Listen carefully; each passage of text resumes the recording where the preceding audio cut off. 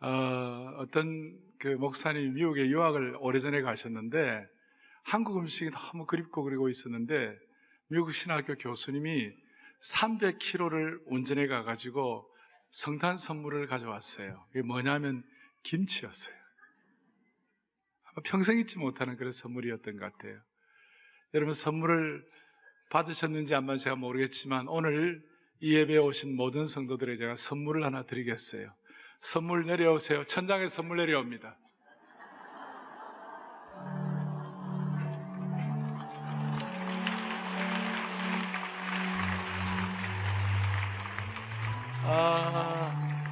선물이 말이에요. 3개 내려, 3개. 하나, 둘, 3개가 내려오는데, 이거 동방박사들이 가져왔던 황금과 유향과 모략을 우리가 생각해서 황금의 의미도 있고 유향 모략의 의미도 있습니다만은 하여튼 이 3가지 선물, 저희 교회가 지을 때 천장에서 뭐 많이 내려오게 지었어요. 근데 오늘 처음 내려오는 거예요. 지금 올라가세요.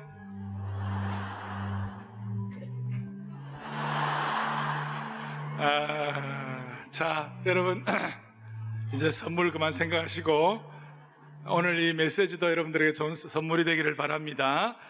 제일 중요한 선물은 예수 그리스도세요. 주님이 땅에 오신 것이 가장 큰 선물인데, 사람들마다 살다 보면 주름진 것도 있고 또 굴곡진 것도 있고 또 골짜기도 있어요. 근데 예수님 때문에 오늘 모든 골짜기는 메워지고 모든 주름들은 또 모든 굴곡진 것들이 정리되기를 간절히 바랍니다. 오늘 말씀의 제목은 영적인 고향으로 돌아오세요 라는 제목입니다. 영적인 뭐로 돌아오게 해달라고요? 고향으로.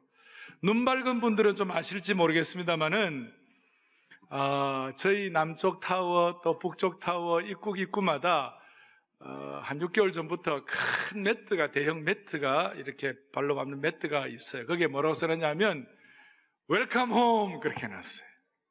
그러니까 그 뜻이 뭐냐, 아마 대한민국 교회에 그 매트에다가 웰컴 홈이라고 써놓은 교회가 거의 잘 없을 텐데, 웰컴 홈이라고 한 이유가 뭐냐면 교회가 여러분들의 영적 고향이다 그런 뜻이에요.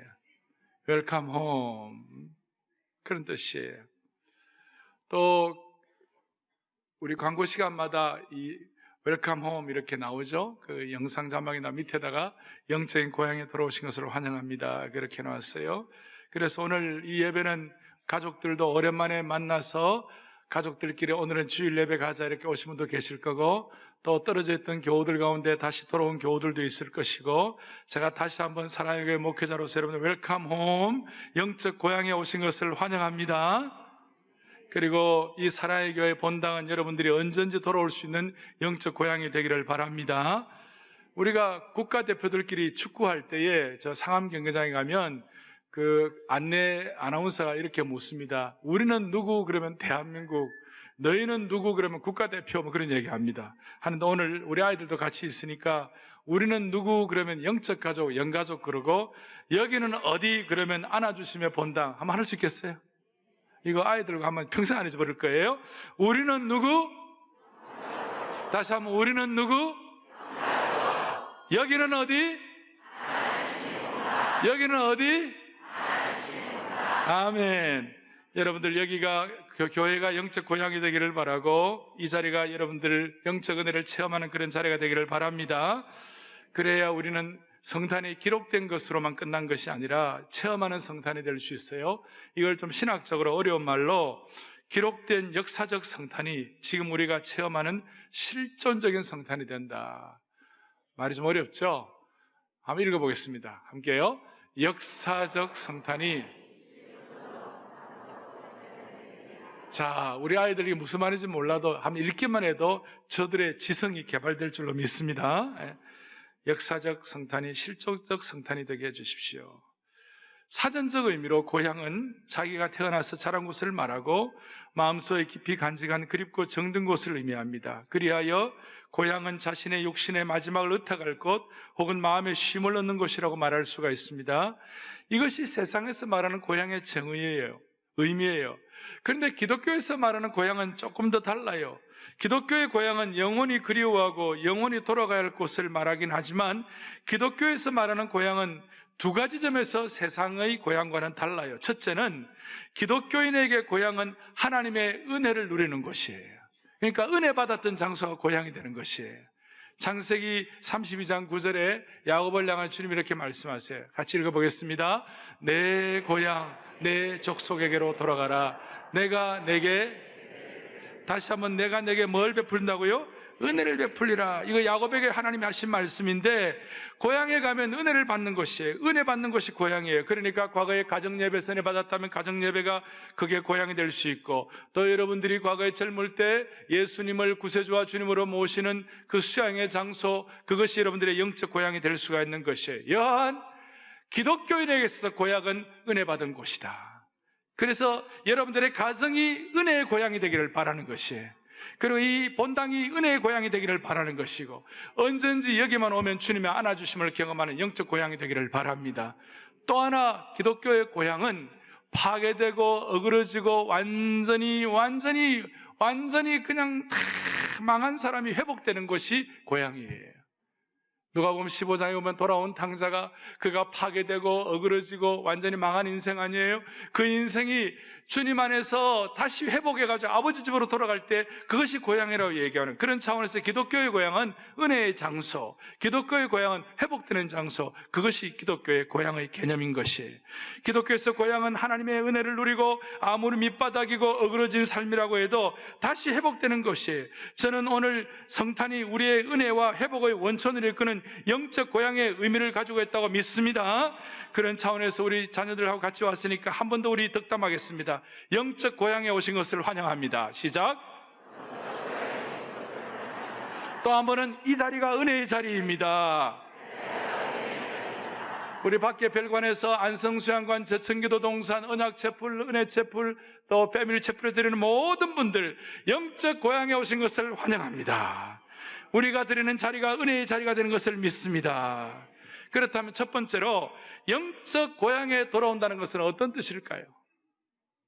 영적 고향에 돌아온다는 것은 인격자 되신 예수 그리스도께 돌아온다는 뜻이에요.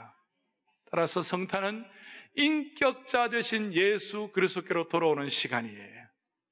흔히들 예수님을 영접할 때에 예수님은 역사적 예수이다, 그냥 허황된 전설이 아니다, 예수님은 이 땅에 오셔서 역사의 BC와 AD를 나누신 분이다, 역사의 변곡점을 마련하신 분이시다, 그거 생각하면 예수 믿을 수 있도록 마음을 열게 되고, 그 다음에 예수님의 인격을 생각하면 예수님을 믿게 되는 것이에요. 그리고 이 예수님의 인격하면 그게 두 가지예요. 신적 인격이 있고 육신적 인격이 있어요. 완전한 하나님이시고 완전한 인간이세요. 오늘 우리가 예수님의 인격을 얘기할, 특별히 예수님의 인성을 얘기하고 성육신을 얘기할 때에, 예수님은 이 땅에 오셔서 성육신하신 예수님인데, 이 예수님은 이 땅에 오셔서 여러분과 제가 짊어지고 있는 우리가 당하는 모든 고뇌와 유혹과 모든 아픔을 주님은 다 경험하셨다는 것이에요. 그렇지만 죄는 없으시지만 다 인간이 경험하는 극한, 예수님은 극한 고난, 극한 치욕, 극한 수치, 침뱉음, 말로 닿을 수 없는 억울한 누명을 쓰신 분이 예수님의 이 땅에서 육신을 가진 인격으로 성육신하신 주님의 인격이셨어요. 그러니까 이 땅의 어떤 고통도, 질고도, 분노도, 누명도, 황폐함도, 거절감도, 배신감도, 상실감도, 얽매임도, 여러분들이 겪는 세상의 모든 것들을 주님 앞에 맡길 수가 있는 것이에요. 그걸 알아주시는 분이세요. 그러니까 예수님을 인격으로 모신다는 것, 이것이 영적 고향으로 돌아가는 것이고, 예수님을 인격적으로 모신다는 것은 무슨 뜻인가 하면 우리의 삶의 모든 아픔과 유혹과 고난도 주님께 맡겨드릴 수 있다, 그 뜻이에요. 그러니까 오늘 그것이 영적인 고향으로 돌아가는 것인 줄 믿으셔야 됩니다.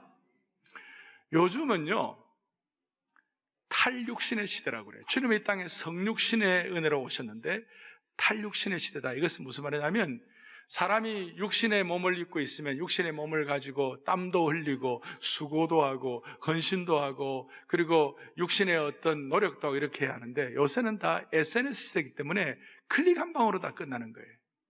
그래서 시장도 이제는 안 가고 클릭으로 탁탁 해가지고 시장 보죠. 그런 분들이 계시죠? 옛날에는 은행도 직접 가야 돼요. 요즘 은행도 직접 클릭으로 탁탁 때리고 땀과 수고가 없어요. 이걸 뭐라고 요즘 전문적인 말로 얘기하느냐면 클릭과 액티비즘을 포함해가지고 클릭티비즘이라 이런 얘기를 해요. 클릭티비즘은 말은 클릭과 행동주의. 그러니까 요새는 세상을 향해 저항하는 것도 다 클릭으로 저항하는 거예요. 그러니까 정말 육신의 땀을 흘리고 수고하거나 이런 것들이 요즘 사라지기 시작했어요. 주님은 이 땅에 성육신으로 오셨는데 사람들은 탈육신을 하려고 하는 것이에요. 따라서 주님을 인격적으로 만난다는 것은 이 탈육신의 클릭티비즘의 시대에 우리는 그 모든 약점과 문제들을 극복할 수 있도록 인격적인 주님이 우리와 함께 하시는 것이에요. 그런 차원에서 사랑하는 교우들이여, 이 성탄에 여러분들이 언제 예수님을 인격적으로 만났는지 확인하세요. 언제 이 인격적으로 주님을 만났는지, 주님과의 최근에 언제 진지한 교제를 하셨는지, 언제 마지막으로 여러분들이 예수님과 단둘이 조용한 시간을 보내셨는지, 우주 만물을 창조하시고 그 이름을 예수 그리스도 임마누엘로 함께 하시는 그분과 언제 인격적으로 조용한 시간을 맞이하셨는지, 주님과 인격적인 교제의 시간이 잘 기억나지 않은 분들은 참으로 이번 성탄에 주님을 인격적으로 만나는 영혼의 고향으로 돌아오는 시간 되기를 바랍니다. 암예배 때 예배를 마치고 나가는데 어떤 자매가 저한테 와, 목사님, 오늘 우리 아버님 나이가 좀 드셨어요. 우리 아버님을 모시고 왔는데 오늘 교회 처음 왔어요. 처음 왔는데 오늘 이 아버님이 영혼의 고향으로 돌아온 줄로 믿습니다. 그러더라고요. 그것이 바로 예수 그리스도를 영혼의 고향으로 돌아오면 예수님을 인격적으로 모시는 것이에요. 오늘 주님을 언제 여러분 인격적으로 모시는 생각하시고, 이미 인격적으로 주님을 만나신 분들은 주님이 내 삶의 고뇌와 아픔과 모든 것들을 다 기억하신 분인 줄 믿고, 이 탈육신의 시대, 클릭티비즘의 시대에 우리는 성육신하신 예수님을 통하여 예수님의 인격을 모심으로 말미암아 예수님의 참된 구세주이심을 확인하는, 십자가 하나라도 거실에 걸어놓기만 하고 병원에 걸어놓기만 하고 십자가 하나만 하더라도 어떻게 목걸이만 하고 다니는 것이 아니라 우리가 십자가 앞에 그 인격과 우리의 삶을, 십자가 넘어져도 십자가 앞에 넘어지고 우리가 넘어져도 십자가 앞에 달려갈 수 있는 그런 축복을 주시기를 바랍니다.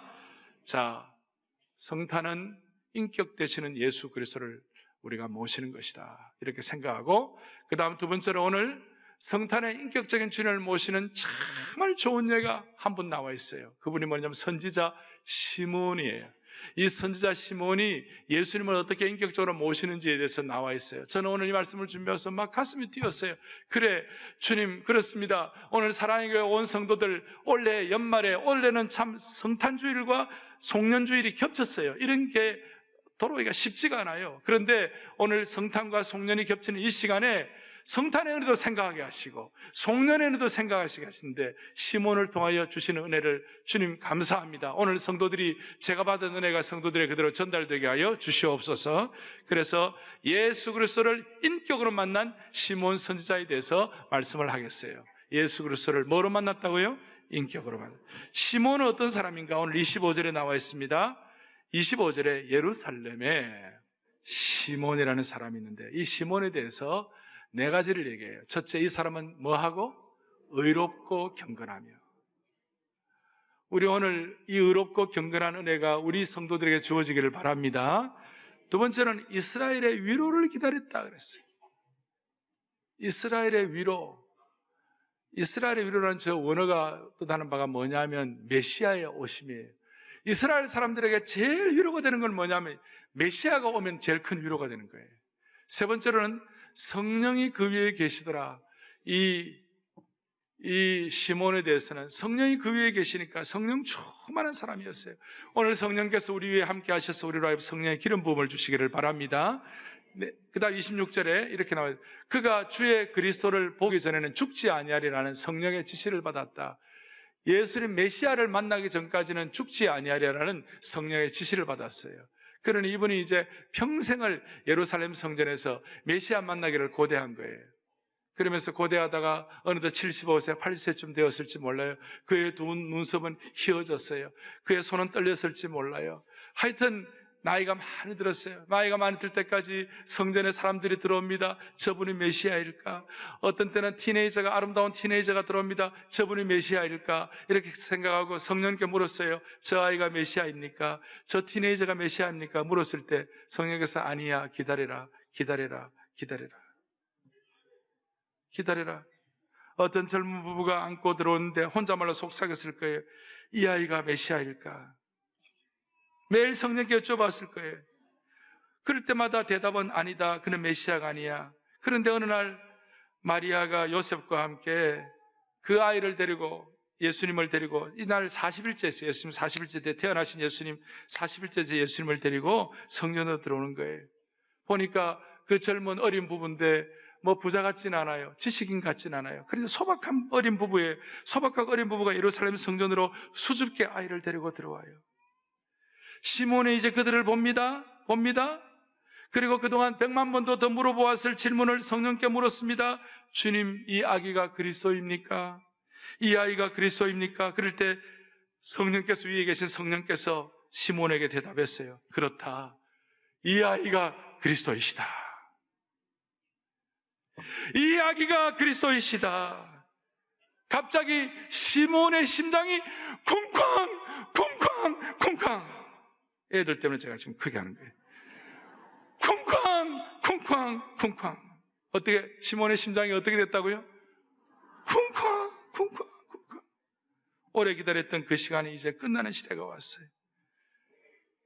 시몬이 마리아에게 가서 이 아기가 기다렸던 메시아인 걸 생각하고 시몬이 가까이 다가 자신을 소개하고 내가 이 아이를 좀 안아봐도 되겠습니까?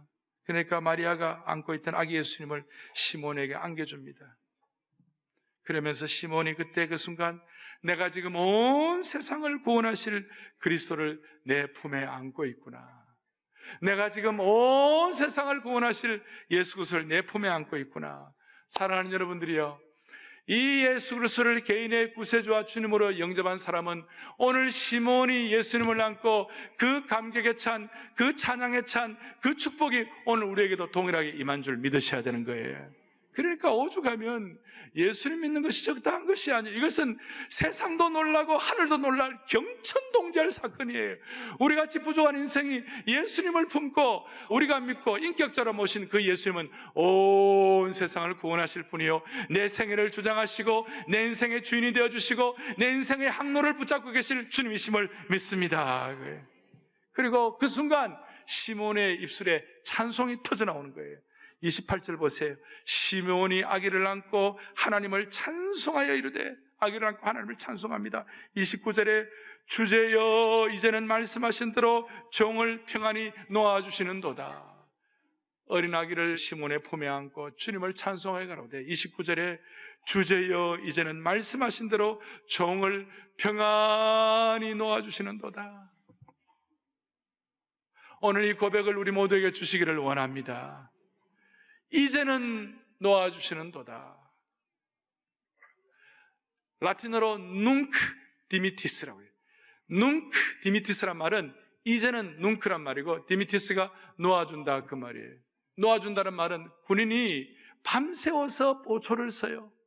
밤새워서 보초를 서다가 아침에 밝은 빛이 비추면 내가 보초 서는 이 책임을 다 이제는 마쳤구나 하면서 상관에게 보고하고 난 다음에 그 다음에 잠자리에 들어가는 거예요. 그러니까 자유함을 얻는다, 그 뜻이에요. 이제는 놓아주시는도다. 인생의 모든 사명, 모든 것 다 끝나고 이제는 나를 놓아주시는도다. 그래서 눅 디미티스라는 이것이, 이 가사를 가지고 29절에 하나님을 찬송하가로되 주제여 이제는 말씀하신 대로 종을 평안히 놓아주시는, 이것이 루터교라든지 성공회 같은 데서는 이것이 성탄의 아름다운 찬송 중 하나가 되고 있어요. 사랑하는 교우들이여, 오늘 이 성탄의 날, 또 송년주일을 함께 같이 하는 이 시간, 하나님께서 우리의 삶에 이런 고백을 할 수 있도록 은혜를 주시기를 바랍니다. 이제는 놓아주시는도다. 이제는 놓아주시는도다. 교대 후에 군인이 밤새 체라보조를 마친 사병은 막사에 가서 잠을 자게 됩니다. 시몬이 지금 그런 기분이라는 것입니다. 오랜 기다림이 이제 정리가 된 것입니다. 인생의 의무가 끝난 것입니다. 마치 시한부 환자들이 선생님, 부활절까지라도 살고 싶어요. 하나님의 은혜로 부활절까지 살게 된 환자는 부활절이 지난 후에 조용히 주님의 품에 안기는 것과 똑같아요. 어떤 분은 시한부 할머니가 내 손녀딸 결혼하는 것만 보고 가도 좋겠어요. 하나님의 은총 가운데 손녀딸이 웨딩드레스를 입고 걸어 들어오는 것을 봅니다. 그리고 난 후 조용하게 숨을 거두는 것, 주님의 품에 안기는 것입니다. 시몬이 똑같았을 것이에요. 자유를 얻는 것이에요. 성육신으로 오신 예수님 인격적으로 모시고 그 메시아와 함께 삶을 살아가는 동안 주님은 자유함을 주시는 거예요. 죽음이 겁나지 않는 거예요. 찬송 가운데서 날 구원하신 주 못이없고 광야에 찬바람 불더라도 앞으로 남은 길 멀지 않네. 삶 넘어 눈보라 재우쳐 불어도 돌아갈 내 고향 하늘나라. 돌아갈 내 고향 하늘나라. 사랑하는 교우들이여, 오늘 이 시몬의 고백이 여러분의 고백이 되기를 바랍니다. 인격적으로 모신 예수 그리스도가 여러분들에게는 어떤 분이십니까? 어떤 분이십니까? 시몬은 메시아이신 아기 예수님을 품에 안고 이렇게 고백하는 거예요. 주님, 이제 주의 종을 집으로 보내주시는군요. 이제 평안히 죽을 수 있게 되었습니다. 그렇습니다. 누구든지 메시아를 제대로 만나면 평안히 죽을 수 있습니다. 그러나 예수님을 인격적으로 만나지 못하면 누구도 평안히 죽을 수가 없는 것이에요. 여러분의 나이가 70이 되고 80이 되었는데도 아직까지 예수님을 인격적으로 만나지 못했다면 안타깝게도 그의 인생은 완전히 허비된 것이고 그의 인생은 nothing이에요. 그가 얼마나 대단한 인생을 살았든 상관이 없는 거예요. 예수 그리스도를 인격적으로 만나지 못하는 인생은, 그의 인생은 완전히 허비된 것이에요. 그의 이 땅에서의 큰 고생과 수고와 헌신과 땀이 물거품이 될 수밖에 없는 것이에요. 오늘 이 자리에 예수 그리스도를 아직까지 개인의 인격적인 주님으로 만나지 못한 분이 계시다면 그 주님을 인격적인 구세주로 만나시기를 원하는 것입니다. 그럴 때 여러분들의 마음속에 이제는 놓아주시는도다. 죽음도 겁나지 않고 죽음도 차라리 오매불망 사모하던 그 주님을 만나는 것입니다. 사랑하는 교우들이여, 사랑하는 형제자매 여러분, 오늘 이 자리에 이 메시지가 필요한 분이기 때문에 주님이 주시는 음성인 줄로 확신합니다. 다시 얘기합니다. 누구든지 메시아를 제대로 만나면 평안히 죽을 수가 있습니다. 그러나 누구든지 메시아를 제대로 만나지 못하면 그가 어떤 인생을 살았든 그 인생은 완전히 허비된 것입니다.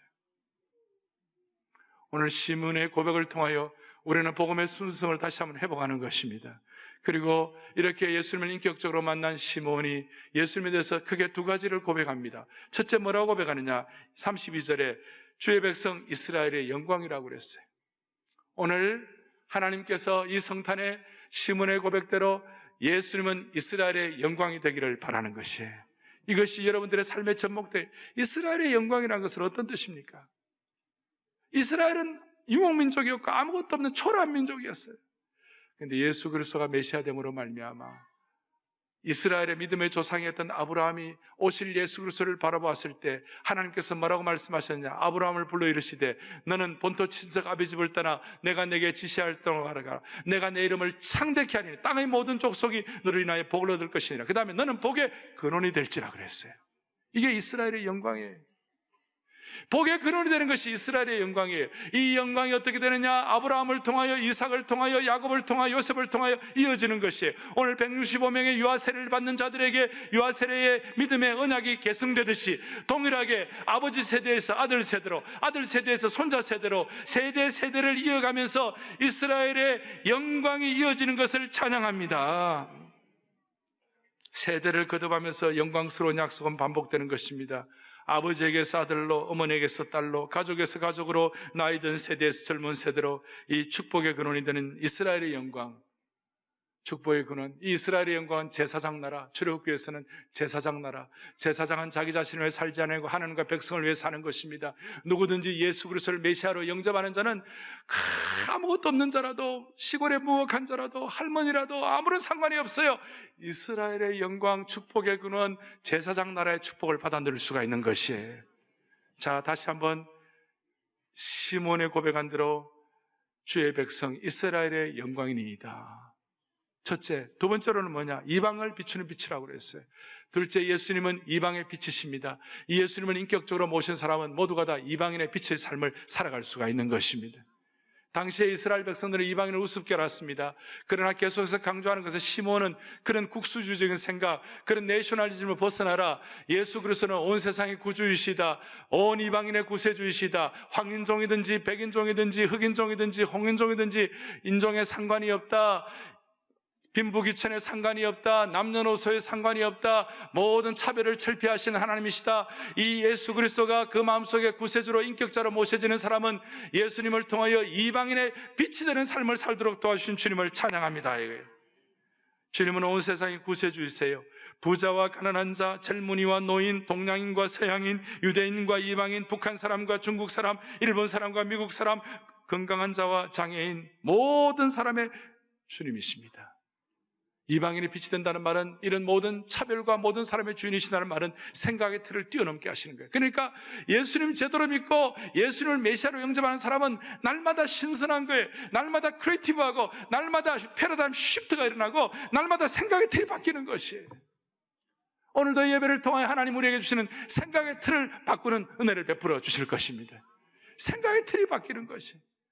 한국교회에 이 복음이 들어오고 난 다음에, 우리 130여 년 전에 한국교회 복음이 처음 들어오고 난 다음에, 선교사님들을 통해 복음이 들어오고 난 다음에 그 당시에 한국 사회를 꽉 사로잡고 있던 신분의 제한, 엄격한 신분 질서, 이 신분 사회를 완전히 철폐하고 이방인의 빛이 되게 하신 기적 같은 패러다임 시프트가 일어나기 시작한 거예요.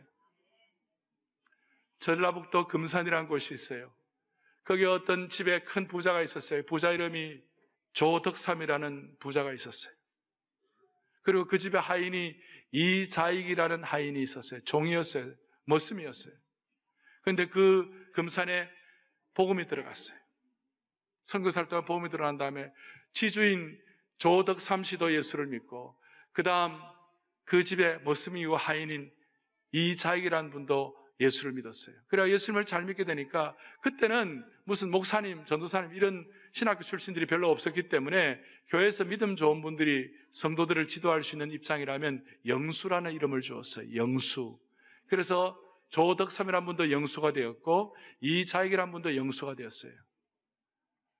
그런데 이제 교회가 이제 안정되고 이제 조직교회가 돼야 되니까 장로님들을 투표해야, 장로교회니까 장로님들을 투표하는데 성도들이 투표를 했어요. 투표를 하는데 무슨 일이 벌어졌느냐?